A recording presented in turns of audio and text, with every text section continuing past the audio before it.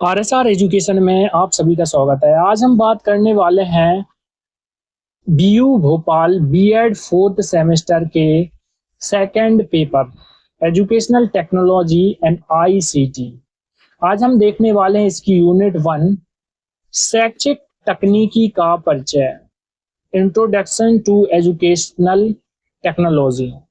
बड़े ही आसान शब्दों में हम आज इस यूनिट को समझने वाले हैं। सबसे पहले हम देखते हैं शैक्षिक तकनीकी एजुकेशनल टेक्नोलॉजी का अर्थ। शैक्षिक तकनीकी दो शब्दों से मिलकर बना, शिक्षा प्लस तकनीकी। शिक्षा, इसका उद्देश्य मानव व्यवहार में सकारात्मक और वांछित परिवर्तन लाना है। दूसरा शब्द है तकनीकी, टेक्नोलॉजी। इस शब्द का अर्थ होता है बुनना या निर्माण करना। विज्ञान के व्यवहारिक रूप या व्यवस्थित ज्ञान के प्रयोग को ही हम टेक्नोलॉजी कहते हैं। सरल शब्दों में हम समझें तो जब शिक्षा अधिगम, टीचिंग और लर्निंग प्रक्रिया को अधिक प्रभावी, सरल, उद्देश्यपूर्ण बनाने के लिए वैज्ञानिक ज्ञान सिद्धांतों और विज्ञान के आधुनिक उपकरणों का व्यवस्थित रूप से प्रयोग किया जाता है तो इसे शैक्षिक तकनीकी एजुकेशन टेक्नोलॉजी कहते हैं। अब हम बात करते हैं शैक्षिक तकनीकी एजुकेशनल टेक्नोलॉजी की विशेषताओं की। तो सबसे पहली विशेषता है इसकी वैज्ञानिक आधार। यह पूरी तरह से विज्ञान और मनोविज्ञान के नियमों पर आधारित है। दूसरा, निरंतर गतिशील प्रक्रिया। शैक्षिक तकनीकी जो है वो निरंतर बदलने वाली प्रक्रिया है। जैसे सब पहले के समय में ब्लैक बोर्ड का प्रयोग होता था, अब प्रोजेक्टर और स्मार्ट क्लास का उपयोग होने लगा है। नेक्स्ट हम देखते हैं व्यवहार में परिवर्तन। शैक्षिक तकनीकी का मुख्य उद्देश्य केवल ज्ञान देना नहीं होता बल्कि छात्र के व्यवहार में सुधार करना है। नेक्स्ट, त्रिकोणीय प्रक्रिया। यह शिक्षक, छात्र और पाठ्यक्रम के बीच अंतःक्रिया, इंटरैक्शन को सुगम बनाती है। सीखना सरल और स्थायी। एजुकेशनल टेक्नोलॉजी से कठिन विषय भी छात्र आसानी से और लंबे समय के लिए समझ जाते हैं। नेक्स्ट हम देखते हैं शैक्षिक तकनीकी के प्रकार।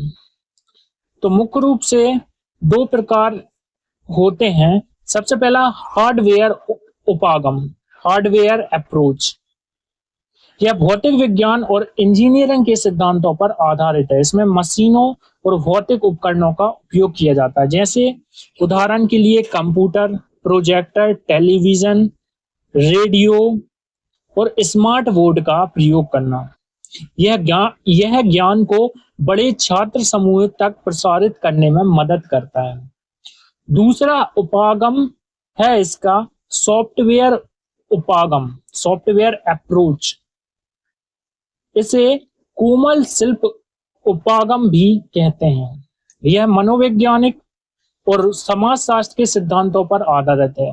इसके अंतर्गत शिक्षण की विधियों, सिद्धांतों और सीखने की रणनीतियों को शामिल किया जाता है। उदाहरण, शिक्षण विधियां, चार्ट, पाठ्य पुस्तकें और कंप्यूटर प्रोग्राम और शिक्षक का व्यवहार। नोट, हार्डवेयर बिना सॉफ्टवेयर के बेकार है। जैसे कंप्यूटर हार्डवेयर तब नहीं चल सकता जब तक उसमें कोई प्रोग्राम या सॉफ्टवेयर ना हो।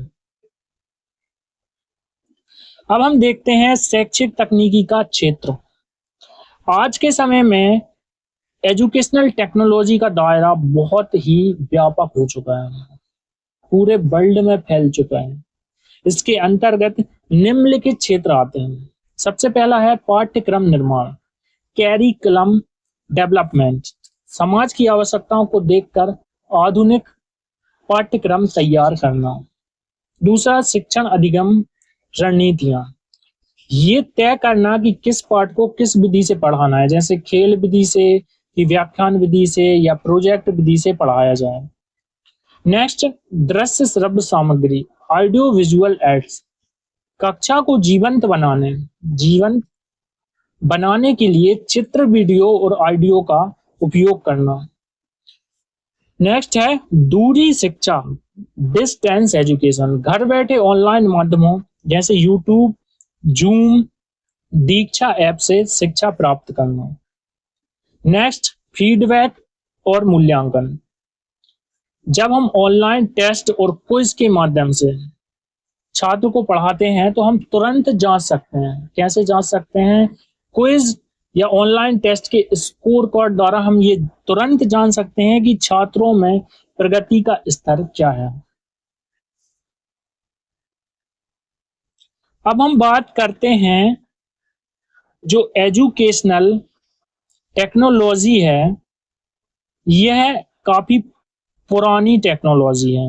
तो इसकी जो हिस्ट्री रही है, इसकी जो ऐतिहासिक जड़ें रही हैं, अब हम वो देखते हैं।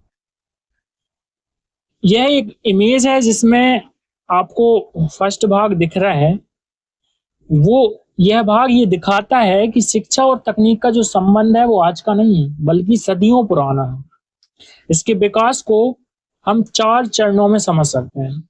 सबसे पहले कैसा आया? Oral tradition. जो पहले सबसे पहले चलता था वो चलता था ओरल ट्रेडिशन, मौखिक परंपरा। उसमें क्या होता था कि प्राचीन काल में गुरु शिष्य परंपरा होती थी, जहां ज्ञान केवल बोलकर, सुनकर एक पीढ़ी से दूसरी पीढ़ी तक पहुंचाया जाता है।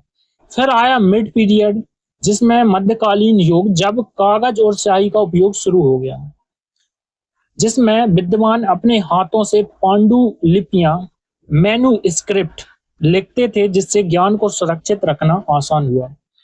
उसके बाद औद्योगिक क्रांति हुई, इंडस्ट्रियल रिवॉल्यूशन, जिससे प्रिंटिंग प्रेस, छपाई मशीन के आविष्कार ने जो किताबें हैं उन्हें बड़े पैमाने पर छापने का काम शुरू कर दिया और शिक्षा हर आम इंसान तक पहुंचने लगे। उसके बाद आया कंप्यूटर युग, रेट्रो कंप्यूटर। 20वीं सदी में बड़े और शुरुआती कंप्यूटरों का आगमन हुआ, जिसने डिजिटल शिक्षा की नींव रखी। नेक्स्ट हम देखते हैं शैक्षिक उद्देश्यों की प्राप्ति। तकनीक का असली काम केवल कंप्यूटर चलाना नहीं है, बल्कि शिक्षा के लक्ष्यों को प्राप्त करना है। इमेज में एक टारगेट, निशाना दिखाया गया है, जो समझाता है कि लक्ष्यों की क्या क्या समझाता है। ये लक्ष्यों की स्पष्टता, क्लियरिटी। तकनीक हमें ये साफ साफ तय करने में मदद करती है कि हमें छात्रों को क्या पढ़ाना है और कितना पढ़ाना है। बाकी इसका उपयोग सटीक मापन के लिए किया जाता है। इसके माध्यम से हम आसानी से जांच सकते हैं कि छात्र ने कितना सीखा। जैसे ऑनलाइन टेस्ट या स्कोर कार्ड द्वारा हमें तुरंत ही पता चल जाता है कि छात्र का जो लेवल है वो कितना है, वो उसमें कितनी प्रगति हुई है। नेक्स्ट, कौशल निपुणता, स्किल मास्टरी। इन तरीकों के माध्यम से सिर्फ जो छात्र है वो रटता नहीं है, बल्कि उस विषय में पूरी तरह से निपुण, एक्सपर्ट हो जाता है। तीसरा पॉइंट देखते हैं हम, आधुनिक सामग्री और उन्नत दृश्य उपकरण, मॉडर्न मीडिया एंड टूल्स। यह पूरी तरह से हार्डवेयर और डिजिटल माध्यमों को दर्शाता है। शिक्षण को जादुई और आकर्षक बनाने के लिए हम इन उपकरणों का एक जाल, नेटवर्क बनाकर उपयोग करते हैं। जैसे स्मार्ट टीवी और 4K प्रोजेक्टर, कक्षा में बड़ी स्क्रीन पर रंगीन चित्र और वीडियो दिखाकर पढ़ाना। सेकंड, टैबलेट और मोबाइल, छात्रों के हाथ में व्यक्तिगत रूप से सीखने का साधन देना। तीसरा, डिजिटल लाइब्रेरी, क्लाउड इंटरनेट पर लाखों किताबों और नोट्स का संग्रह, जिसे छात्र कहीं भी और कभी भी पढ़ सकें। तो जो शैक्षिक टेक्नोलॉजी, उसका मूल उद्देश्य क्या है? सीखने को दृश्यमान, विजुअल और आकर्षक बनाना, ताकि छात्र बोर ना हो। शिक्षा में मनोविज्ञान, साइकोलॉजी इन एजुकेशन। कोई भी तकनीक तब तक सफल नहीं हो सकती जब तक हम छात्र के दिमाग को ना समझें। यह भाग छात्र के मानसिक स्तर को समझने पर जोर देता है। कौन सा भाग? Psychology in education. सबसे पहले हम इसमें देखते हैं सीखने की शैली, लर्निंग स्टाइल। हर बच्चा अलग अलग तरीके से सीखता है। भाई किसी किसी को चीजें देखकर जल्दी सीख जाते हैं, कोई कोई चित्र और वीडियो को देखकर, कोई कोई बच्चे सुनकर जल्दी सीखते हैं, लेक्चर और पॉडकास्ट द्वारा। और कुछ जो बच्चे होते हैं वो खुद हाथों का प्रयोग करके, अपने खुद का प्रयोग करके सीखते हैं। नेक्स्ट, मस्तिष्क सक्रियता, ब्रेन एक्टिविटी। तकनीक ऐसी होनी चाहिए जो छात्र के ध्यान, फोकस, स्मृति, मेमोरी और उसकी जो आलोचनात्मक सोच है, क्रिटिकल थिंकिंग है, उसको बढ़ाए। Next, feedback. छात्र ने क्या समझा उसकी तुरंत जांच करना और उसकी कमी के अनुसार पढ़ाई के तरीके को बदलना। अब हम देखते हैं शिक्षण प्रक्रियाओं का संगठन, प्रणाली, उपागम, ऑर्गेनाइजेशन एंड सिस्टम अप्रोच। यह सबसे महत्वपूर्ण है। ये पूरी शिक्षा व्यवस्था को एक फैक्ट्री या व्यवस्थित मशीन की तरह देखता है, जिसके 3 मुख्य हिस्से हैं। सबसे पहला, इनपुट। इसमें शिक्षक, छात्र और पाठ्यक्रम, सिलेबस और स्कूल प्रशासन आता है। नेक्स्ट, प्रक्रिया। क्लास के अंदर होने वाली पढ़ाई, तकनीक कौन सी उपयोग हो रही है, समझाने के क्या तरीके हैं, ये सब चीजें प्रक्रिया में शामिल होती हैं। आउटपुट, पढ़ाई के बाद छात्रों का रिजल्ट, उनमें क्या बदला, उनने क्या सीखा, उनने क्या प्रोसेस की और उनकी सफलता का लेवल क्या है, इन सब चीजों को आउटपुट में शामिल किया जाता है। मूल्यांकन और फीडबैक। इसके बाद बच्चों का मूल्यांकन किया जाता है। ये चक्र घूमता रहता है। रिजल्ट, जैसे ही हमको रिजल्ट मिला बच्चों का, तो हम उसका रिजल्ट देखकर उसमें जो कमियां हैं, उन कमियों को दूर करने के लिए फिर से इनपुट देंगे।